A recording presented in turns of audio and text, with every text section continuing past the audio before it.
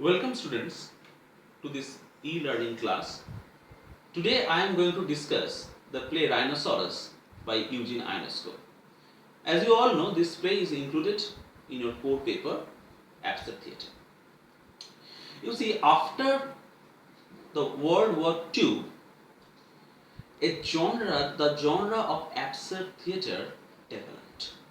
So in order to understand the reason behind this development, we have to very minutely look through this aspect of Second World War. Why Second World War was so much important? You see, during this World War II, humanity had witnessed the colossal destruction of public lives, property, values, ethics, mass rapes, and what not. So the entire existence of humanity was questioned. And how do the literateurs, how do the thinkers react to this mass destruction? They took this veil, the garb of absurdity. I think you have all read Samuel Beckett's Waiting for Godot. There are plays like Harold Pinter's Birthday Party and so on. Now in this play, Rhinoceros, it is very significant from the title that the play is not about humans, but the play is exclusively essentially talking about a beast, rhinoceros. And it is a wild beast. It is not dog or cat or any domesticated animal. It is a beast, rhinoceros. Now, I think all of you have gone through the play, at least you know the story. So what happens in the play is the people, the human beings, suddenly start to transform into rhinoceros. So the human beings are transforming into savage beasts, wild animals. So why this transformation is happening? Why this metamorphosis is taking place? This is the fundamental question that you need to answer, that you need to realize.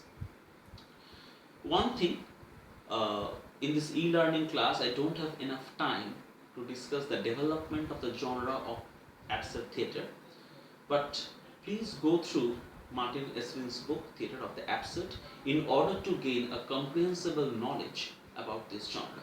Now, let us come back to the text. This play was published in the year 1960, and it was first performed in Paris. Now, till the year 1960, the destruction that World War has caused was, to a great extent, was placated. But the memory of World War was in the psyche of these writers, of these authors. And these plays, the plays of absurd theatre, were a reaction against the dominant ideology. The plays of absurd theatre, be it Godot, be it Birthday Party, be it anything, be it this Rhinoceros, they all alters the conventional understanding of human society, culture, and literature. They are subverting the norms of human attitudes.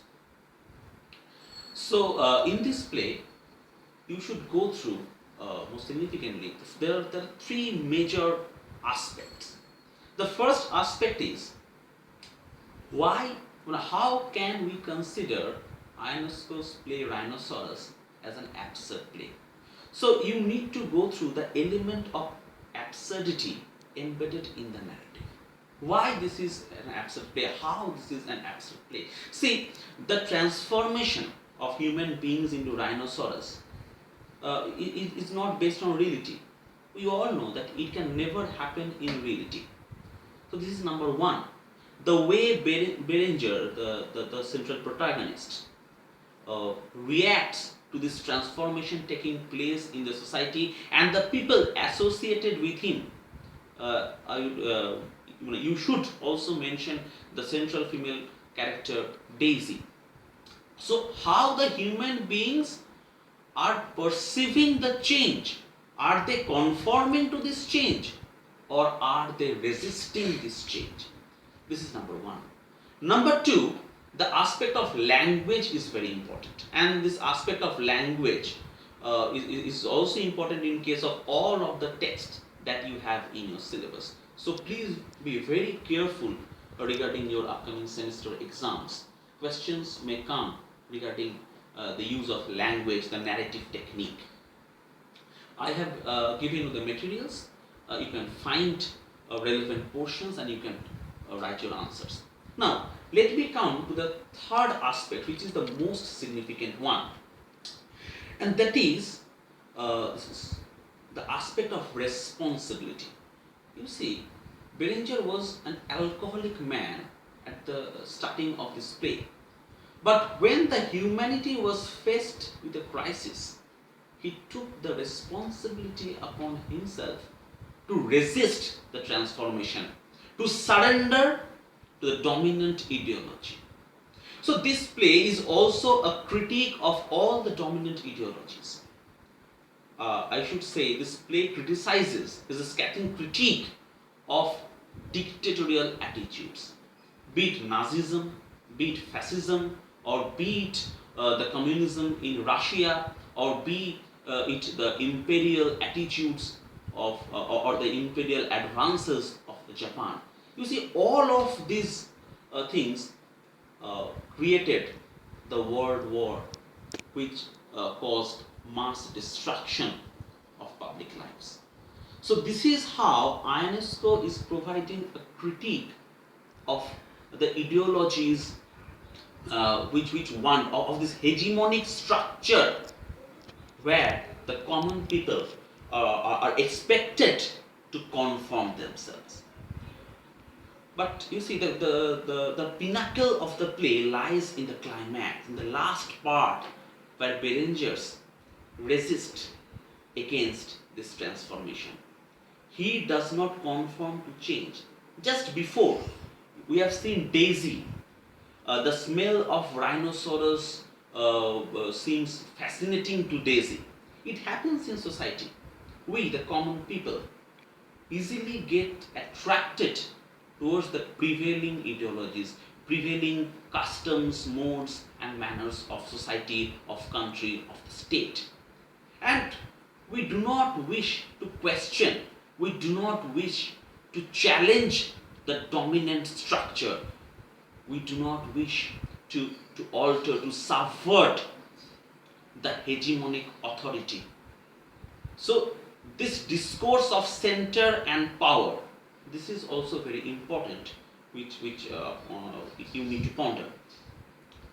At last, I would like to refer to another text. See, there are various texts in modern and postmodern literature.